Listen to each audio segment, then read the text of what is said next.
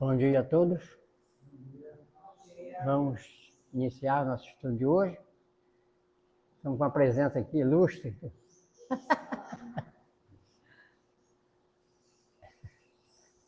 Então, agradecemos aos companheiros que estão conosco, a família encarnada e desencarnada. Agradecemos porque estamos para mais uma tarefa do bem, reunimos todos. A gente sempre começa com a divulgação dos eventos, com a divulgação das reuniões da casa. O tema de hoje é a caridade desconhecida, que é do livro Jesus no Lar. O tema do mês é Jesus no Lar, né? A gente convida sempre as pessoas para a questão lá da Rádio Janeiro, ouvir a Rádio Janeiro, colaborar com a Rádio Janeiro, porque precisa sempre, a rádio precisa da gente e a gente precisa da rádio. No momento que a gente esteja em casa, de repouso, é sempre bom ouvir a Rádio Rio de Janeiro, 1400 AM, a emissora que todos podem ouvir, né? Porque não tem aquela propaganda pesada, é sempre bom para todos. Continuamos pedindo ajuda para a nossa horta lá, para voltar. Pedimos cascas de legumes e frutas não cítricas, pó de café, para ajudar, casca de ovo, sempre para ajudar lá no adubo, para a alimentação lá da nossa horta. As atividades e estudo da casa, quinta-feira, Livro dos Espíritos às 19 horas, sábado, Evangelização da Infância, às 9 horas, lá atrás. Sábado, 10h45, é o ESD. Terça-feira, às 19 horas, ESD novamente, porque é lá na frente, lá atrás. E a gente convida a todos para o estudo da casa, porque é uma necessidade do estudo. Essa semana eu estava... Eu vou até enviar para o Haroldo Dutra, porque eu estava lá no hospital, sentado ali atrás de mim, umas pessoas conversando de religião. A católica e minha sobrinha da evangélica. Aí olha só o que eles falaram, eu quase caí da cadeira. Minha família era tudo da pá virada. Era espírita.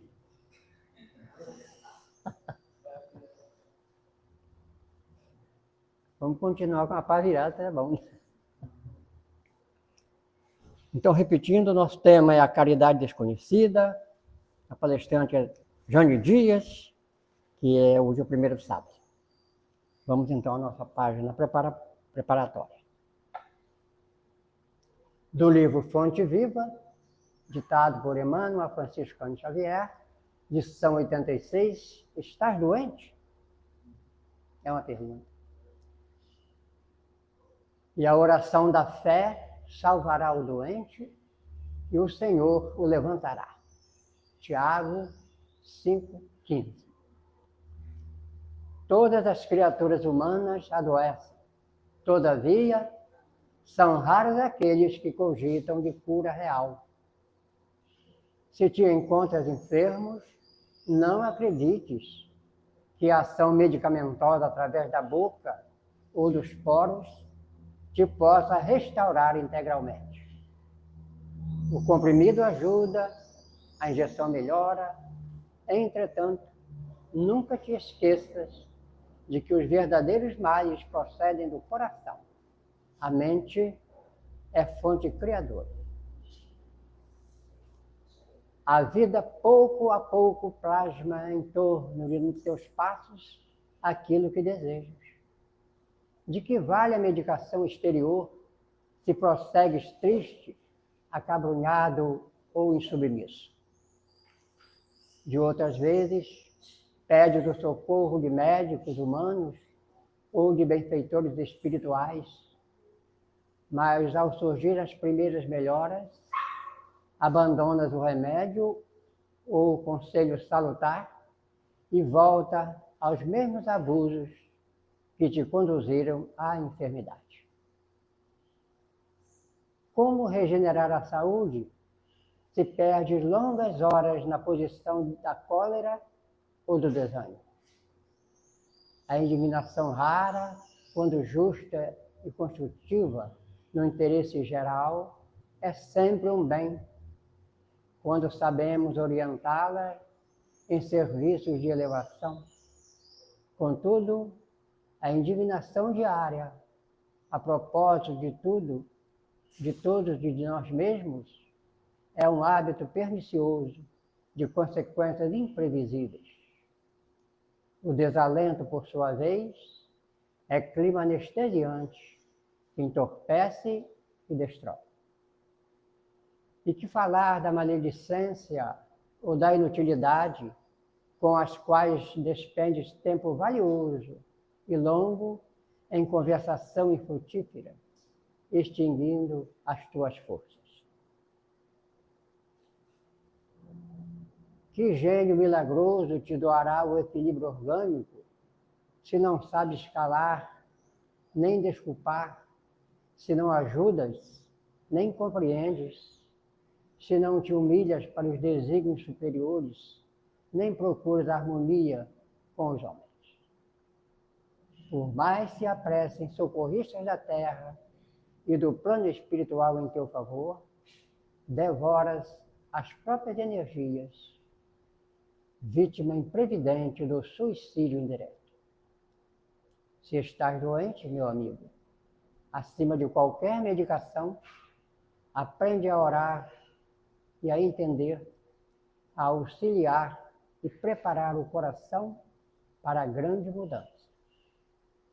Desapega-te de bens transitórios que te foram emprestados pelo poder divino, de acordo com a lei do uso, e lembra-te de que serás agora ou depois reconduzido à vida maior, onde encontramos sempre a própria consciência.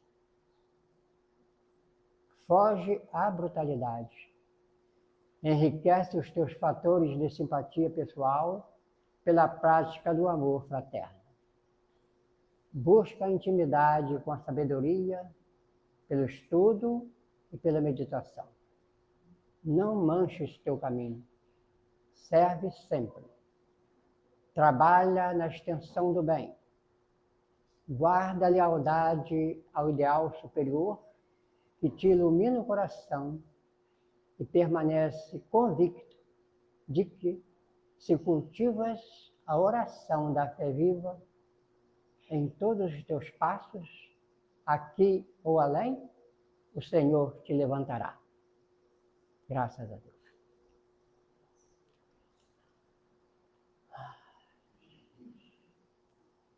Jesus, amigo, irmão de todas as horas, benfeitores, irmãos que caminham conosco, estamos iniciando o nosso estudo da manhã. Agradecemos sempre a oportunidade do reencontro com os nossos irmãos, encarnados e desencarnados. Que a paz que experimentamos neste momento, a alegria e a tranquilidade, envolva outros irmãos, companheiros em momentos de dor, de aflição, de dificuldades. Que a paz do Mestre Jesus possa nos alcançar e alcançar aos nossos irmãos em momentos de dores, de sofrimento, de aflição, que seja sempre um bálsamo renovador, esse encontro sempre para o estudo do Evangelho de Jesus. Envolvemos nossos lares, nossos familiares, nossos irmãos da caminhada evolutiva. Que a proteção do alto se estenda para todos nós e que possamos, na nossa rogativa da manhã, envolver os nossos irmãos. Agradecemos a Jesus Agradecemos a Deus, nosso Pai, no instante em que iniciamos o nosso estudo da manhã. Que a Jane possa receber a ajuda e orientação da espiritualidade para o estudo, para as reflexões da manhã. Que assim seja. Então, vamos convidar nossos irmãos para o estudo.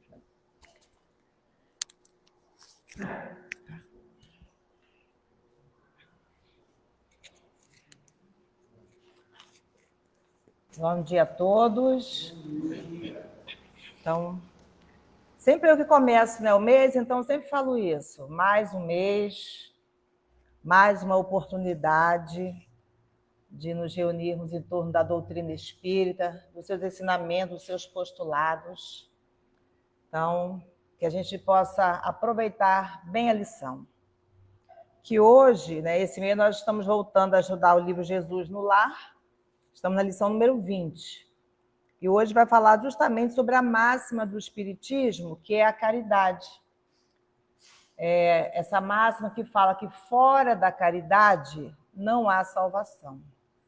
Então, até no Evangelho segundo o Espiritismo, vem falando, vem explicando, comentando essa questão do porquê fora da caridade que não há salvação. Justamente para não particularizar. Não é fora da igreja, não é fora da verdade, não é fora do centro espírita, não é fora de nenhuma convenção exterior. E porque também, sendo fora da caridade que não há salvação, abrange a todos, porque não existe quem não possa fazer a caridade.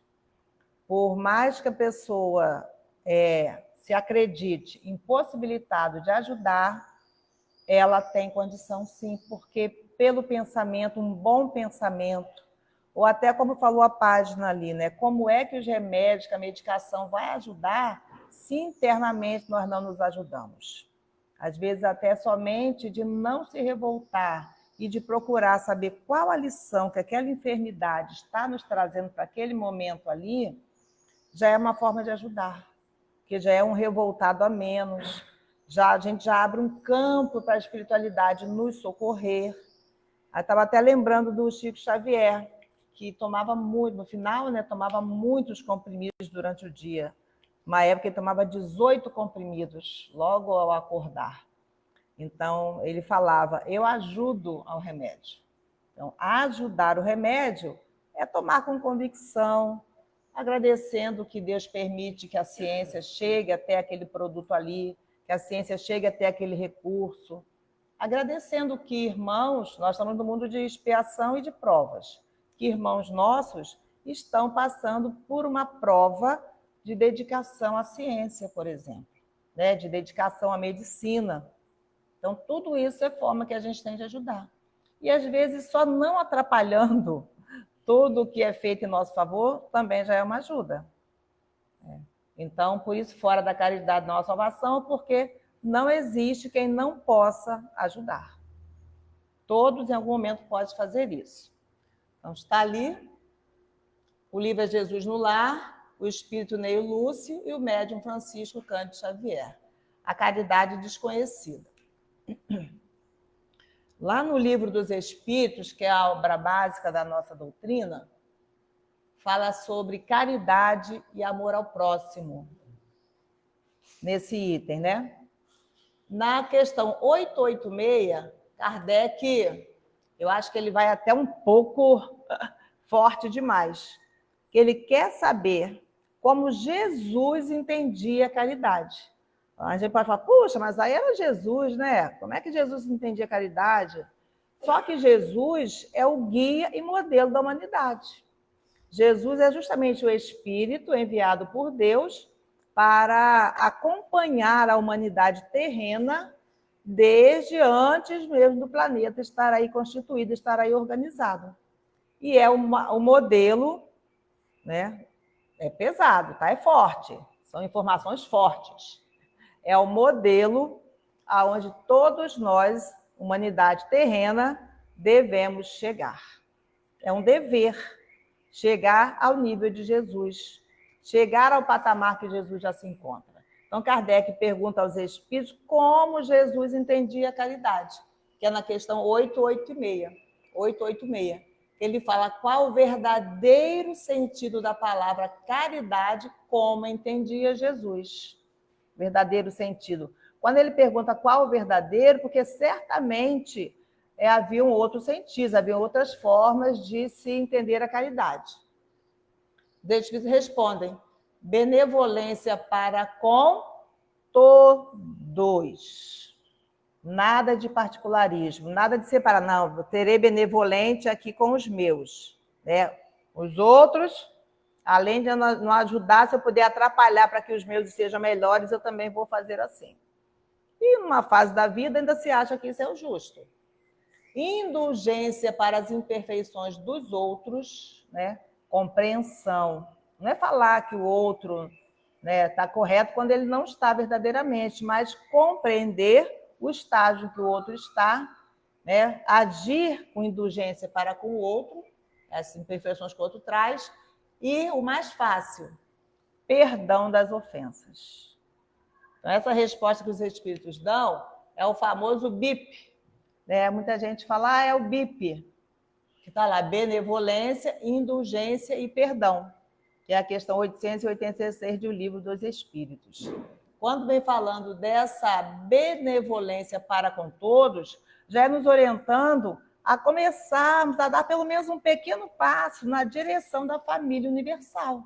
Que nós vivemos em pequenos núcleos familiares, de emprego, de religião, pequenos núcleos para nós irmos ensaiando a benevolência real, ensaiando o amor verdadeiro a todos. São pequenos ensaios, então, essa indulgência que também precisamos ter com as imperfeições dos outros é simplesmente porque nós também precisamos que os outros sejam indulgentes para com as nossas imperfeições. Todos nós trazemos imperfeições.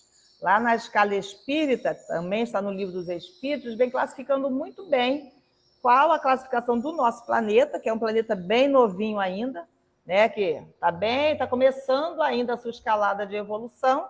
Por isso, os espíritos que estamos aqui encarnados nesse planeta, em maioria, ainda estamos naquela condição de espíritos de terceira ordem, de espíritos imperfeitos. Ou seja, com muita aprendizagem a fazer. Sendo assim, nós precisamos da indulgência alheia e precisamos exercitar em nós também essa indulgência para com as faltas alheias. Porque é comum, são atitudes comuns que nós tomamos. Nós somos bem parecidinhos, tá, gente? Por mais que a gente queira se destacar ou achar que somos melhores, não. Porque tem uma lei que rege também, que é a lei de afinidade. Então, nós vamos nos reunindo por afinidade. E afinidade nem sempre é com coisa boa, né, gente? Então, é bom que estejamos atentos. E o perdão, aí a gente ainda tem que pensar muito nele. E Allan Kardec fez uma nota bem grande, porque às vezes a gente pensa que Allan Kardec simplesmente fez registros do que os espíritos diziam, fez seleção, fez uma organização didática. Ele fez isso também, mas ele analisou. Então, no Livro dos Espíritos aparecem algumas notas que ele analisa as respostas que os espíritos dão. E nessa nota, ele faz uma nota bem grande para essa questão. Ele fala, o amor e a caridade são o complemento da lei de justiça, né? Lei de amor, de justiça e caridade. Pois amar o próximo é fazer-lhe todo o bem que nos seja possível e que desejáramos nos fosse feito. Tal o sentido destas palavras de Jesus. Amai-vos uns aos outros como irmãos. A caridade, segundo Jesus, não se restringe à esmola. Abrange todas as relações em que nos achamos com os nossos semelhantes, sejam eles nossos inferiores, nossos iguais ou nossos superiores. Ela nos prescreve a indulgência, porque da indulgência precisamos nós mesmos, e nos proíbe de que humilhemos os desafortunados, contrariamente ao que se costuma fazer. Então, Kardec vem comentando o que os espíritos falam. Quando ele coloca ali inferior, igual e superior, ele está falando numa organização social. Não simplesmente como espíritos dessas categorias, mas numa organização social. Às vezes nós estamos numa situação de mando, né? Às vezes nós estamos numa posição de chefia. e aí temos os chefiados, temos os empregados, às vezes também nós temos, vamos falar só do mercado de trabalho, né? Outros irmãos que estão na mesma posição que nós estamos, desempenhando uma posição semelhante. E às vezes também nós fazemos essa distinção.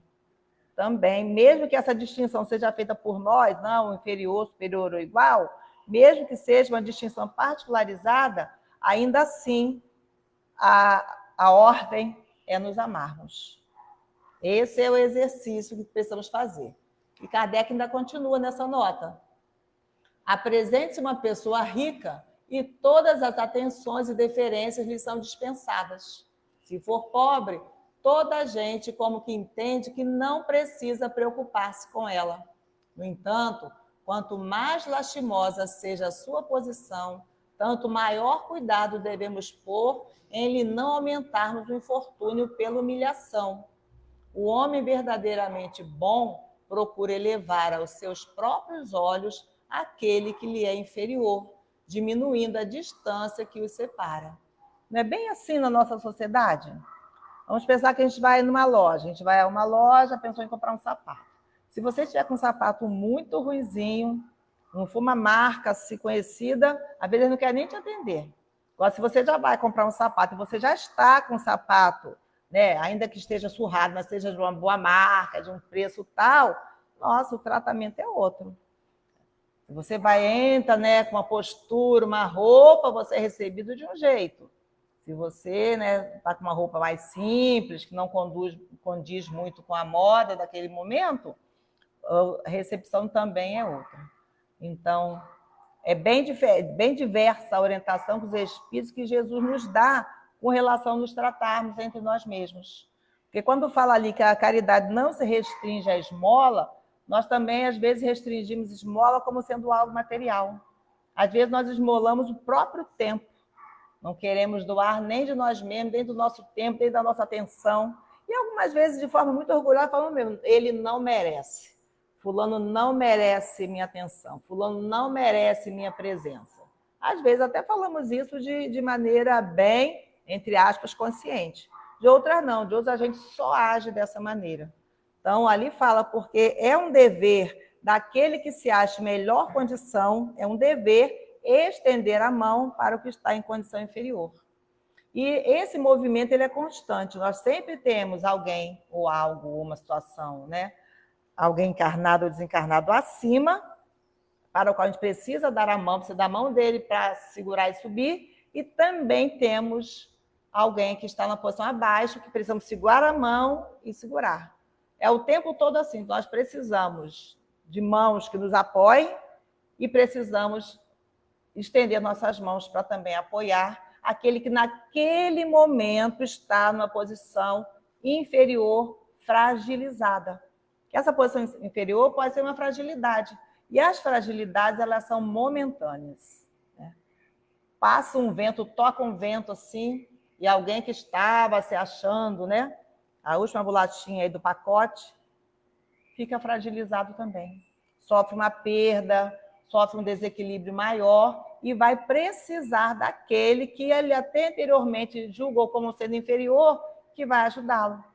Tem aquela história do rico e Lázaro, que é muito interessante, né? Muito interessante.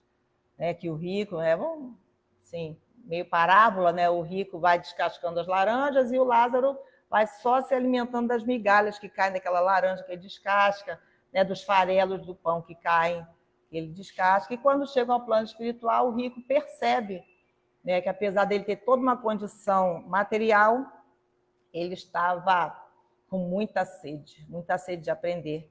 E aí vê que o pobre, né, que Lázaro desfrutava de uma situação bem confortável e pede que ele venha, né, para eles molhar um pouquinho ali os seus lábios para amenizar aquela sede.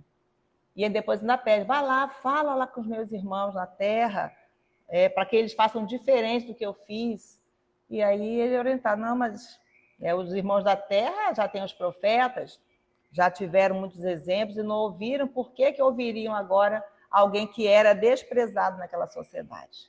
Então, essa condição de inferior também, ela muda muito, muda muito.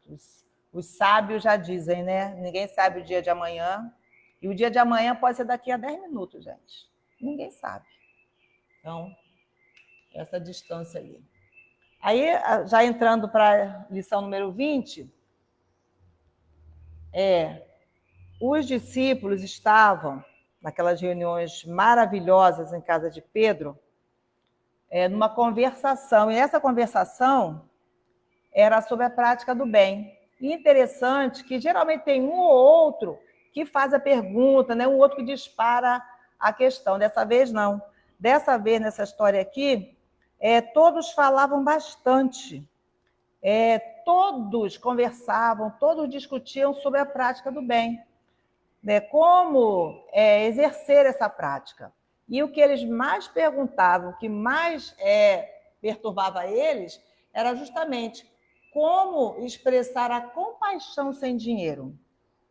Eles se achavam, né, sem nenhuma possibilidade financeira, nem de expressar compaixão. Parece contraditório, né? Ainda ficavam assim, por que meios incentivar a beneficência sem recursos materiais? Então, essas eram as questões que mais perturbavam os discípulos naquela noite, naquela conversa em casa de Pedro. Eles não tinham mesmo recursos materiais que pudessem ajudar, e eles viam que irmãos precisavam ainda mais do que eles. E como Jesus vinha com uma proposta de apresentar o reino de Deus àquela população, àquele grupo, de forma assim, bem corpo a corpo, eles tinham essa dúvida de que forma prática eles poderiam ajudar.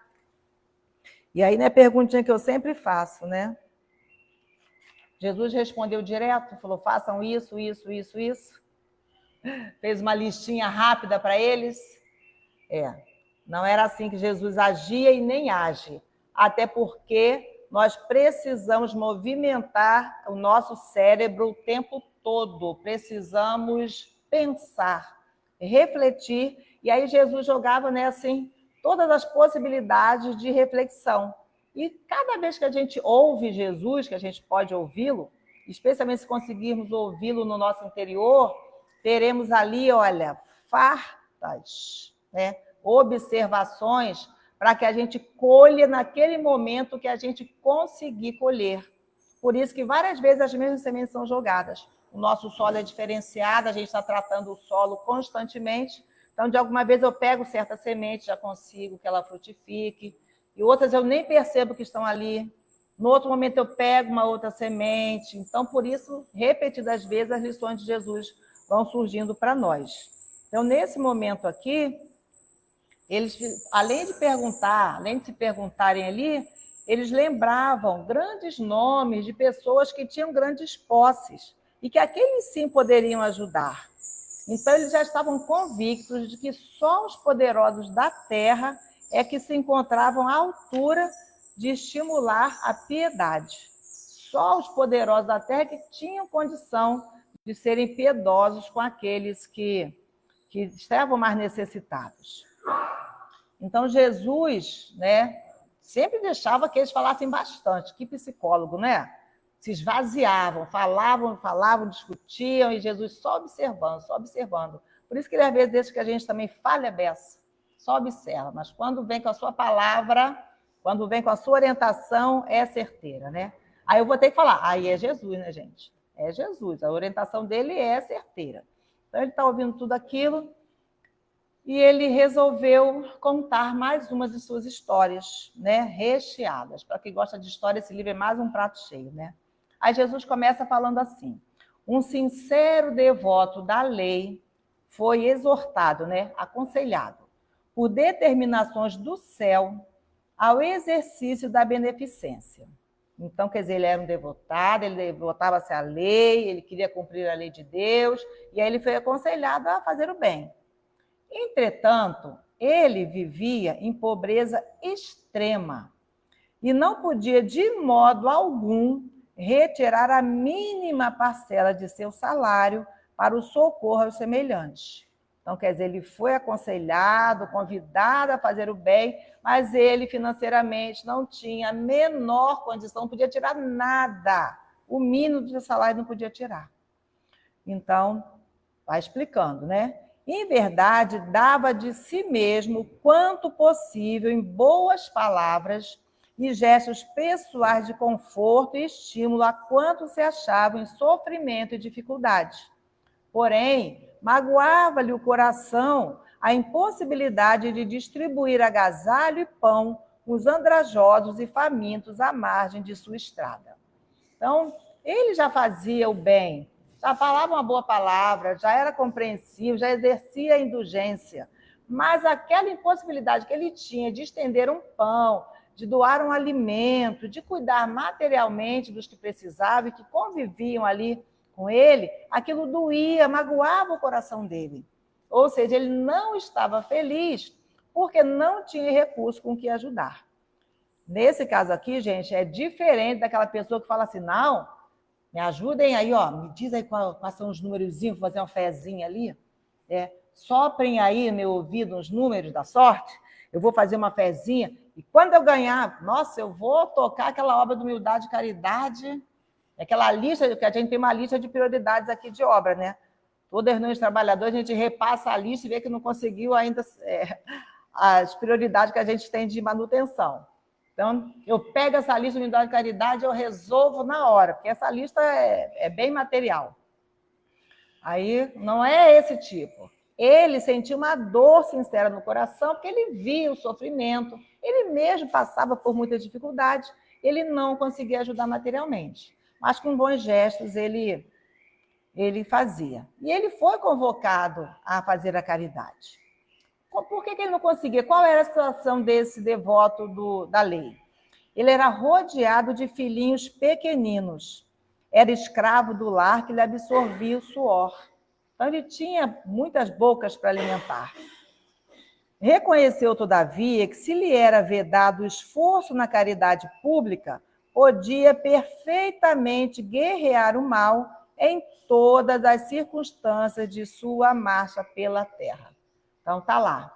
Foi convidado a fazer o bem, reconhecia que materialmente ele não tinha a menor condição, que ele já fazia gestos de bondade, mas ele compreendeu e entendeu que todos os gestos dele seriam de bondade. Tudo que ele pudesse fazer para minorar a dor do outro, ele faria o tempo todo. Foi a meta que ele colocou para ele. Assim é que passou a extinguir, com incessante atenção, todos os pensamentos inferiores que lhe eram sugeridos. Aquela vozinha.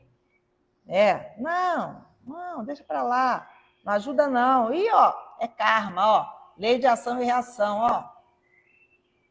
Tá assim porque merece, cada um tem o que merece. Ele está pagando. Ele está pagando, deixa ele pagar, não vou atrapalhar o pagamento da dívida dele, não. Esses pensamentos ele já começou a repelir todos. Quando em contato com pessoas interessadas na maledicência, retraía-se cortês e, em respondendo a alguma interpelação direta, recordava essa ou aquela pequena virtude da vítima ausente. Se alguém, diante dele, dava pasto à cólera fácil, considerava a ira como enfermidade, digna de tratamento, e recolhia-se à quietude. Insultos alheios batiam-lhe no espírito à maneira de calhaus, né? São pedras soltas no caminho, né? Vão sendo atiradas. Em barril de mel, porquanto, além de não reagir, prosseguia tratando o ofensor com a fraternidade habitual. A calúnia não encontrava acesso em sua alma, de vez que toda denúncia torpe se perdia, inútil em seu grande silêncio. Reparando a ameaça sobre a tranquilidade de alguém, tentava desfazer as nuvens da incompreensão sem alarde, antes que assumissem feição tempestuosa. Se alguma sentença condenatória bailava em torno do próximo, mobilizava espontâneo todas as possibilidades ao seu alcance na defesa delicada e imperceptível. Seu zelo contra a incursão e a extensão do mal era tão fortemente minucioso que chegava a retirar detritos e pedras da via pública para que não oferecessem perigo aos transeuntes, né? Aquelas pessoas que passavam. Adotando essas diretrizes, chegou ao termo da jornada humana, chegou lá, né, ao final dessa jornada. Incapaz de atender às sugestões da beneficência que o mundo conhece. Então, ele desencarnou sem poder fazer o bem material. Jamais pudera estender uma tigela de sopa ou ofertar uma pele de carneiro aos irmãos necessitados. Nessa posição, a morte buscou ao tribunal divino, onde o servidor humilde compareceu receoso e desalentado. Então está lá, ele foi convocado a fazer o bem, reconheceu que não teve a menor condição de fazer bem material algum, então ele chega no plano espiritual bem preocupado, bem caidinho, na hora daquele telão, né, ele chegou preocupado, não conseguiu fazer a beneficência que a sociedade conhece. Então ele achava que ele tinha produzido pouquíssimo, que tinha medo desse julgamento, né? Temia o julgamento das autoridades celestes, quando de improviso, quando de repente, sem um planejamento, foi aureolado por brilhante diadema, e porque indagasse em lágrimas a razão do inesperado prêmio, foi informado de que a sublime recompensa se referia à sua triunfante posição na guerra contra o mal, em que se fizera valioso empreiteiro. Então está lá, ele chegou ao plano espiritual receoso, cheio de medo. O que eu deixei de fazer? Eu sei que não fiz o que eu fui convocada a fazer. Eu sei que eu não tive como ajudar materialmente. E, do nada, surge, ó, aquela auréolazinha, aquele diadema assim, ó, aquele halo de luz assim. Ele é coroado, né, com aquela luz intensa, com aquele diadema intenso que ele coloca na cabeça. Ele fica muito surpreso. E ele fica mais surpreso ainda quando ele é informado que ele conseguiu reter o mal, que ele conseguiu fazer a caridade, que não era a caridade conhecida na Terra. Que, inclusive, ele tomou a decisão de parar, de coibir todo o mal, mas ele não tinha a certeza de que aquilo seria o suficiente. Porque aqui no nosso plano, no plano material, a matéria chama muito forte. E não poucas pessoas acreditam, sim, se não tem material a doar, que não tem o que fazer em favor do outro. E isso também é um grande equívoco. Então, eu separei aqui 8, eu li rapidinho só para a gente ter ideia da história toda, mas separei 8 ações, 8 atitudes que ele tomou, né? Porque a caridade é amor em ação. Caridade é amor, mas aquele amor colocado em ação. É igual quando está no Evangelho também, né? Que a fé sem obras é morta em si mesma. Eu tenho muita fé, mas eu não faço nada com essa fé que eu tenho, apenas tenho. Então, ela é uma fé que é morta em si mesma. Então, as ações que ele teve. Essa é a mais fácil, não é? Extinguiu com incessante atenção todos os pensamentos inferiores que lhe eram sugeridos. Então, ele começou com ele mesmo. Veio um pensamento inferior, porque geralmente é assim, o primeiro pensamento é o nosso, tá? Pensou, aquela ali sou eu, aquele pensamento é meu. Então, todos os pensamentos inferiores que lhe eram sugeridos, ele, nele mesmo, tá? Ele extinguiu. Já pensou, gente, quando a gente chegar nesse patamar? De não acolher pensamentos inferiores? De não ficar remoendo pensamentos doentios sobre nós, sobre o outro, sobre a vida, sobre os políticos, sobre a sociedade, sobre tudo o que acontece. Ele extinguiu, ele conseguiu fazer isso, com ele mesmo. Um outro, em contato com a maledicência, retraía-se cortês, recordava essa ou aquela pequena virtude da vítima ausência. Então, haviam lá, no ouvidinho, né? Você sabe o que aconteceu? Igual, né? Levaram uma vez para Sócrates, e aí ele faz aquelas 3 perguntas, né? Das 3 peneiras, pergunta se já passou por 3 crivos, aquela informação que chegou. Eu até brinco assim, gente, eu detesto fofoca pela metade. Quer fofocar, conta logo tudo. Então, a maledicência, né, que além de ser não só uma informação maldosa, ele foi cortês, ele foi duplamente caridoso ali. Porque que ele nem se aborreceu, nem foi grosseiro com aquele que vinha lhe trazer a maledicência. E se a pessoa insistisse muito, né? Primeiro ele ignorava, não recebia.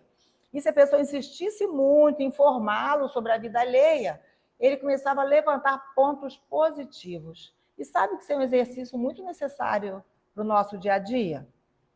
Se você tem algo contra alguém, ou se alguém vem lhe trazer uma informação, né, menos digna da atitude alheia, você pode começar, nem que você não fale, mas pode começar a pensar quais são as qualidades que aquela pessoa tem, porque aí você desvia o foco dos defeitos, que são comuns, nós todos temos, e começa a procurar no outro qualidades, coisas boas que aquele outro tem. É exercício, gente. Sem querer ofender ninguém, nós não estamos ainda nesse nível de não acolher nenhuma maledicência. Às vezes a gente recebe a notícia e ainda acrescenta algo mais. Mas sabia isso também? E ainda piora a questão. Se a gente conseguir parar a maledicência em nós, nossa, já vai ser maravilhoso. Você não conseguiu impedir de receber aquela informação, mas você não passou adiante. Pronto. Aquela maledicência parou em mim. Pronto. Daqui não sai mais essa história sobre essa pessoa. Já é um gesto. Ele conseguia fazer mais. A gente pode começar treinando. Diante da cólera, considerava a ira como enfermidade e recolhia-se à quietude. Então, aquele que estava encolerizado, ele via como um doente.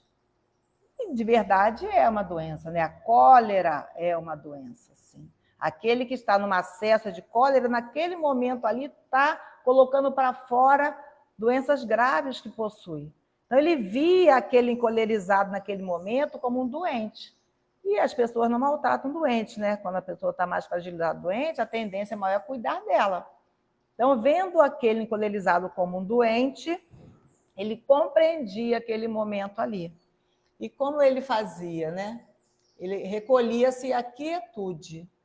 Então, porque às vezes basta que a gente não revide para que a guerra não fique pior.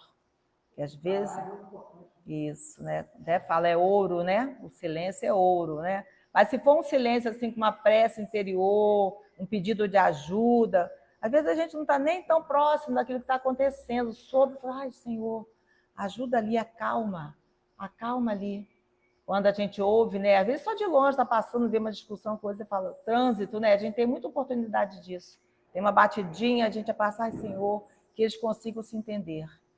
Isso ali já dá uma ajuda. Porque esses momentos, né, nós que não estamos em perfeito equilíbrio, tendemos a piorar esse momento. Então, ele já via a cólera como doença e aí ficava calado, não piorava o quadro. Diante de insultos, não reagia e tratava o ofensor com fraternidade. Então, sendo insultado, e como já conta aqui que ele era uma pessoa sem recursos materiais, e pessoas sem recursos materiais, infelizmente, ainda recebem muitos outros insultos. Então, quando ele é insultado, ele, além de não reagir, ele era fraterno. Ele agia com aquele que estava insultando com fraternidade. Isso mudava, revertia todo o quadro. E todo esse propósito ele fez todo o tempo vigilante. Por quê? Primeiro, autoconhecimento. Ele se conhecia. Ele sabia que ainda trazia nele várias imperfeições e que materialmente ele não tinha condição de ajudar. Que às vezes a gente também tenta afastar certas situações que nos desagradam com a questão financeira. Tem alguém ali que está te incomodando, te pedindo um dinheiro, te pedindo alguma coisa. Só para sair daquele incômodo, às vezes a gente oferece. Né? A gente dá a esmola, a gente dá aquela ajuda material só para se ver livre daquela situação e daquela pessoa. Isso também precisa ser muito bem pensado. E é um insulto que está se fazendo a outro. Porque em qualquer situação, gente, pedir já é degradante. Especialmente para nós que trazemos aí um orgulho imenso. Então, é uma situação bastante difícil, que precisa ser vista com muita fraternidade, com muito carinho ali. Então, insultar, não só com palavra, não só dessa forma, tem outros insultos assim que a gente nem percebe que está insultando, ofendendo o outro e está. Então, ali ele estava recebendo, mas às vezes a gente é quem está insultando. Silenciava diante da calúnia. Então, só para reforçar, né? Se é mentira mesmo, é uma calúnia, não é verdade. Para que ficar naquela discussão? A verdade sempre aparece, não é assim que fala o ditado popular? É certo, a verdade sempre aparece. Então, uma calúnia silencia. A verdade vai aparecer no momento devido. Porque se for verdade, vai permanecer, mas se não for, nenhuma árvore que o pai não plantou, né, vai permanecer. Se reparava a ameaça sobre a tranquilidade de alguém, tentava desfazer as dúvidas da incompreensão. Então, ali ele estava falando ainda sobre nuvens. Ele tentava, né? Essa nuvem ali, vamos ver de ontem, né? Que tempestade, que nuvem. Então, quando estavam as nuvens se formando, ele percebia que aquilo ali ia ser uma ameaça a alguém, ele tentava reverter aquele quadro de incompreensão antes que a tempestade começasse. Não tem gente que fala assim, eu dou um galho para não entrar na briga, depois eu dou uma árvore para não sair? Porque depois que a gente se descompensa, é mais difícil. Então, se a gente está percebendo, aquilo ali não vai dar certo, aquilo ali não vai para o bom caminho, se eu consigo parar antes que todo mal aconteça, é muito mais fácil do que depois que aquilo já cresceu, já se embolou, tentar corrigir. Então, ele tinha essa atitude também. Ele observava nas situações alheias com possibilidade de ajuda. Se alguma sentença condenatória se aproximava do próximo, mobilizava espontâneo, não era obrigado, todas as possibilidades de defesa ao seu alcance. Quando era uma calúnia em relação a ele, silenciava e aguardava que a verdade chegasse. Agora, quando o outro estava sendo caluniado, estava sendo ali aviltado, ele já tinha uma atitude um pouco diferente. Ele mobilizava espontaneamente recursos que ele possuía para que a defesa chegasse até aquele que estava sendo acusado de algo. Então, ele era atento não só aos problemas que tinha, não olhava só para o próprio umbigo, para as suas dificuldades, que eram muitas, ele tinha muitas bocas aqui para alimentar. As necessidades da família o consumiam. E algumas vezes a gente se fecha tanto só nos nossos laços consanguíneos que não conseguimos ver nada além ali do nosso espacinho. E isso também ainda não é amor. Ainda não é o amor. Chegava a retirar detritos e pedras da via pública para que não oferecesse perigo, né, àqueles que estavam passando. Isso aqui pode ser visto também de uma forma alegórica. Tem o retirar mesmo, é uma coisa clássica, gente. Se virem uma casca de banana assim, de verdade, porque tem pessoas que conseguem, né, jogar uma casca de banana assim no chão, a gente sabe que é escorregadio. Tira do caminho. Se tem um vidro, um caco de vidro, retira, bota-se mais para o canto, recolhe, materialmente. Mas ali essa figura pode ir além. Esses detritos e pedras de via pública, tem coisas que a gente sabe que consegue evitar que aquele mal aconteça, né? Antes que todo o quadro piore. Então, você imagina assim, você está passando, você viu ali uma casca de banana. Não foi eu que joguei, deixa para lá. Aí depois você vê que vem outra pessoa distraída e tropeça, escorrega e cai e se acidenta. Imagina se você, assim, é um quadro bem próximo, bem trágico. Você olha para trás, você puxa, eu poderia ter tirado aquela casca de banana e não tirei, e o outro se acidentou gravemente. Porque às vezes, gente, um pequeno tombo, né, causa muita coisa. E eu fiquei bastante tempo imobilizada aqui no tombo que eu levei, né, quando eu quebrei aqui a cabeça do húmero, eu fiquei um bom tempo imobilizada e foi uma escorregadinha de leve. Então, coisas podem ser evitadas. Agravos podem ser evitados. Tem coisa que você pode falar, não, ele tinha mesmo que se quebrar porque estava no roteiro de vida dele. E se tivesse no seu roteiro de vida, evitar que ele se quebrasse. E os nossos roteiros, gente, eles se encontram o tempo inteirinho. Os roteiros nossos se encontram todo o tempo. Às vezes, sim, aquele irmão tinha um planejamento de passar por uma situação muito grave. Mas você tinha no seu planejamento aliviar um pouco a situação grave daquele irmão ali. Não tem ninguém isolado, não tem ninguém sozinho. Nós não erramos sozinhos e não vamos acertar sozinhos também.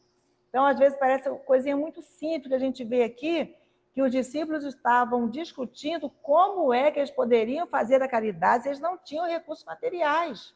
E eles já tinham chegado à conclusão de que sim, só os poderosos da terra que tinham essa condição. Se a gente acreditasse que isso fosse uma verdade, Deus jamais seria justo. Porque teria me impedido, já que eu não tenho recurso material, teria me impedido de ajudar. Aí seria uma justiça. E se fosse uma justiça, já não viria de Deus. Então, pode observar que a gente precisa fazer essas ligações todinhas para compreender aquele quadro que se estabelece ali.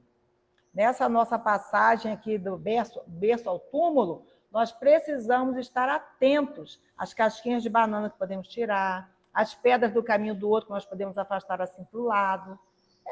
Tanto faz, depois o outro vai lá para o canto, porque ele resolveu que ele vai pisar naquelas pedras, ele resolveu que ele vai se machucar, mas aí já é por conta dele. O meu gesto para tentar impedir aquilo, eu fiz. Então, quando vem falando dessa caridade desconhecida, é uma caridade desconhecida pela maioria do mundo. Que ainda é muito comum, quando a gente pensa em caridade, pensa no material, pensa na condição material, ainda fala, ai de mim, sem chance de ajudar. Esse é um pensamento bem recorrente.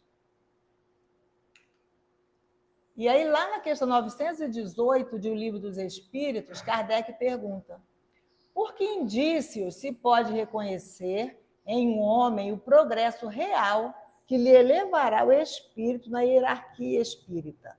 Então, quais são os indícios que a gente pode ver que aquela pessoa está num progresso real e essa pessoa venceu isso aí? Porque tudo isso que esse irmão fazia certamente era observado por alguns, mas ele mesmo ainda não tinha certeza, pela humildade que já tinha, de que estava no caminho. Ele sabia que o caminho era aquele, mas não achava que isso estava relacionado com a caridade. Tanto que ele achou que ia chegar no plano espiritual sem méritos, né? E entre a gente aqui, quais são os indícios que vão nos ajudar a perceber que aquela pessoa está em vista de um progresso real, que aquela forma de agir e de viver vai elevar na hierarquia espírita? Ele vai ali dentro dos espíritos de terceira ordem galgar, porque tem 9 classes ainda ali dentro daquela ordem. Como é que a gente consegue perceber que aquela pessoa já está vencendo, está em vista de vencer aquela dificuldade? Não é fazer fofoca não, tá, gente? Mas observar, porque nós nos ajudamos também pelos exemplos uns dos outros. Os espíritos respondem a Kardec: o espírito prova a sua elevação quando todos os atos de sua vida corporal representam a prática da lei de Deus e quando antecipadamente compreende a vida espiritual. Então, sim, tem pessoas que estão na vida material, mas que já vivem a vida espiritual. Já fazem o uso da matéria na medida adequada, porque a matéria tem uma utilidade imensa. O corpo físico, a experiência na Terra é magnífica, é imprescindível para a evolução espiritual. Então, tem pessoas que vivem, sim, desfrutam dos bens terrenos, que são de direito, que estão aqui para serem desfrutados, sim, mas não estão presos a eles, que conseguem ceder, que conseguem distribuir, que conseguem viver de forma harmônica. E que os seus gestos todos são pautados na lei de Deus, que se resume ao amor. Então, aqueles que... Até lembrei do Chico Xavier de novo, né? Porque ele recebeu, né, esse título, né, Um Homem Chamado Amor. Quando comemoramos o centenário de Chico Xavier, foi um ano tão legal, que foram tantos os gestos que a gente pôde saber mais sobre a vida dele, né, desse homem chamado amor. Então, acho que em Chico Xavier a gente consegue ver, assim, estou falando um vulto que é do nosso relacionamento, né, através de livros e de histórias, um vulto que a gente percebe que já está pautando a sua vida pela lei de amor, já pautou, né, enquanto esteve na Terra, e de que seu gesto sempre de amor já vivia uma vida espiritual, mesmo estando fisicamente aqui.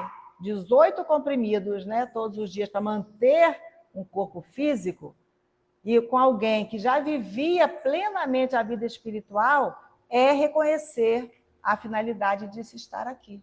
E ele humildemente ainda falava assim, desencarnar para quê, gente? Para voltar para a fila da reencarnação? É. Humildemente ele falava isso, que pressa de desencarnar, para que desencarnar? Voltar para a fila. Então, enquanto a gente está aqui, em pleno vapor, vamos fazer tudo, fazer o máximo possível para cada um de nós. Porque também, senão a gente vai ficar numa cobrança exagerada e vai paralisar.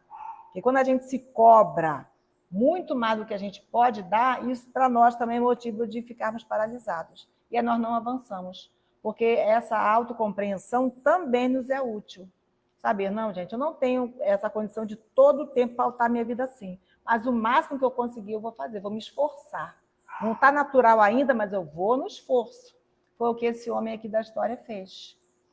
Ele foi fazendo o máximo que ele conseguia diante das possibilidades que ele tinha. Então, essa questão 918 do Livro dos Espíritos. Eu coloquei ali a questão do homem de bem, né? Aí um comentáriozinho de Kardec sobre o homem de bem. Possuído do... É só um trechinho, porque é bem grande esse comentário. Possuído do sentimento de caridade e de amor ao próximo, faz o bem pelo bem, sem contar com qualquer retribuição, e sacrifica seus interesses à justiça. É bondoso, humanitário e benevolente para com todos, porque vê irmãos em todos os homens, sem distinção de raças nem de crenças. Se Deus lhe outorgou o poder e a riqueza, considere essas coisas como um depósito, até deixei ele maiúsculo, de que lhe cumpre usar para o bem. Delas não se envaidece, por saber que Deus, que lhes deu, também lhes pode retirar. Então, ali são os indícios, né, que a gente sabe que a pessoa está já num bom caminho aí para chegar à condição de homem do bem, de bem. Porque quando fala de depósito, né, é tão bonita essa frase, somos usufrutuários dos bens divinos. Tudo pertence ao Pai. Tudo é permissão de Deus. Tudo que vivemos é permissão de Deus.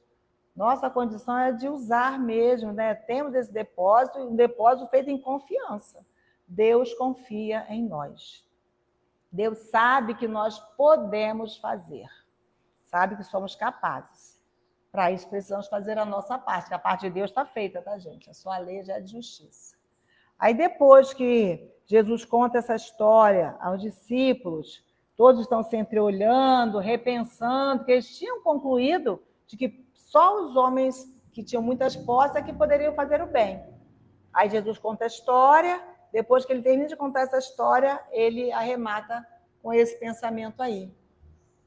Distribuamos o pão e a cobertura, acendamos luz para a ignorância e intensifiquemos a fraternidade, aniquilando a discórdia.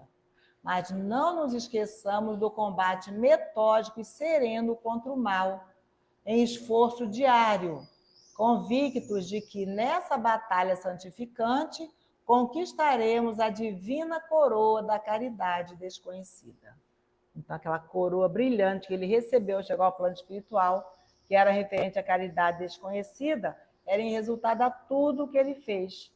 Então, não está dizendo ali que não é importante, não é necessário que o bem material seja também distribuído. É importante alimentar, importante cobrir, vestir, auxiliar ao máximo materialmente, até para que a pessoa tenha um mínimo de condição de vida.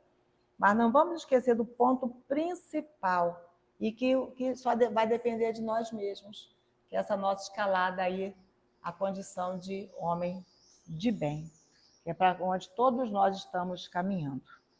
Essa caridade, então, não é mais desconhecida nossa, tá, gente? Sinto muito, vieram aqui hoje, quem está assistindo aí também, quem vai assistir outros horários aí pela internet, sinto muito. Essa caridade para nós já não é desconhecida. Então, vamos agir. Vamos colocar o amor em ação. Cada um no local onde foi colocado, os recursos que recebeu, as condições que possui. Não existe ninguém que esteja impossibilitado de fazer o bem. Então, façamos o bem pelo bem, sem aguardar nenhuma recompensa, porque naturalmente esse bem nos fará bem. Então, que Deus nos abençoe.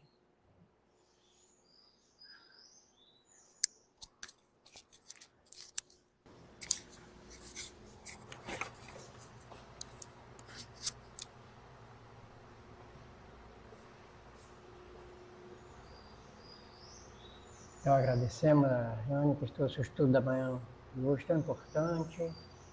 E tem um livro que fala, que eu não lembro, não tenho agora o título, mas fala fazer o bem onde estiveres, como estiveres. Então, a gente colocou muito bem, nós podemos, né, a qualquer momento, onde estivermos, mesmo no leito de sofrimento e dor, mas ainda assim, pelo pensamento, a gente pode auxiliar outras pessoas. Então, o bem podemos praticar a todo instante.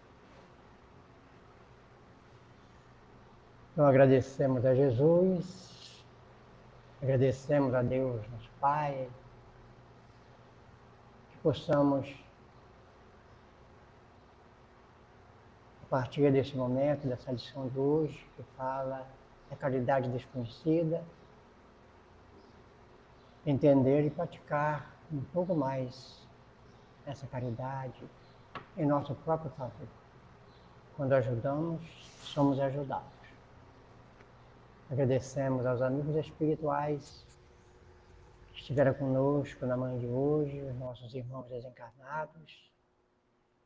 Que a paz possa nos envolver outros irmãos, companheiros que não compareceram na manhã de hoje, mas onde estiverem, recebam as nossas vibrações cariciosas de paz, de harmonia, de tranquilidade. Pelos nossos irmãos enfermos, nos lares, nos hospitais, que a proteção do alto, de Jesus e de Deus nosso Pai, seja para todos. Agradecemos aos irmãos, aos amigos que estiveram conosco na manhã de hoje, que possamos e que tenhamos um final de semana de paz junto aos nossos familiares e que possamos sempre desenvolver o bem e a caridade que temos em nós. Agradecemos aos benfeitores amigos, agradecemos a Jesus, nosso mestre, guia e modelo da humanidade, e agradecemos a Deus, nosso Pai, Criador de todas as coisas, no momento em que encerramos a primeira parte do nosso encontro da manhã de hoje. E assim seja. Vamos agora para o passe, né? Quem estiver bem, quem respirar ou ir para a varanda, fique à vontade.